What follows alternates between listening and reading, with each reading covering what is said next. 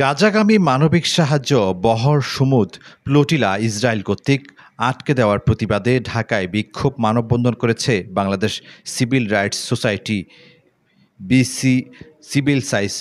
Civil rights society BCRS। 5 October রবিবার বেলা 11টায় জাতীয় press ক্লাবের সামনে এই কর্মসূচি অনুষ্ঠিত হয়।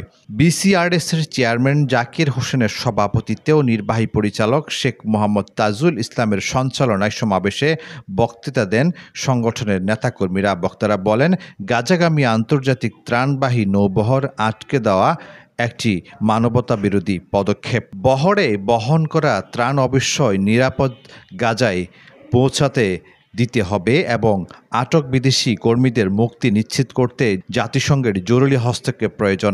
নেতারা আরও বলেন, অবরুদ্ধ গাজা ভয়াবহ মানবিক সংকটে পড়েছে। লাখো মানুষ প্রাণ হারিয়েছে, যার মধ্যে নারী শিশুর সংখ্যা সবচেয়ে বেশি। এই অবস্থায় মানবিক সহায়তা বন্ধ করা বৈশ্বিক মানবতার উপর আঘাত। বক্তারা OIC বিশ্বশক্তিগুলোকে ইসরায়েলের ও পদক্ষেপের জবাবদিহি নিশ্চিত করার আহ্বান জানান। পাশাপাশি মুসলিম বিশ্বের রাষ্ট্রগুলোকে ঐক্যবদ্ধ হয়ে কার্যকর কূটনীতিক পদক্ষেপ গ্রহণের আহ্বান জানানো হয়।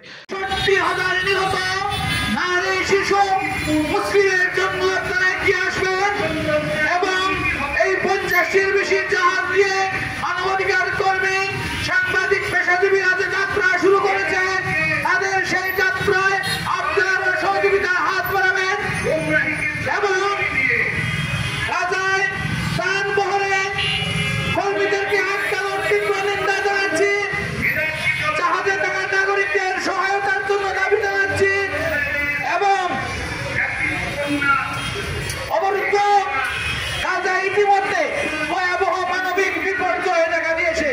সেই বিপর্যয়ে সারা বিশ্বের মুসলিমকে সেই এগিয়ে আসার জন্য উদাত্ত আহ্বান জানাচ্ছে। সংগ্রামী উপস্থিতি, এবারে বাংলাদেশ। আব্দুল মোতালেবের পাঠানো তথ্য ভিডিও চিত্রে PIB 71 TV।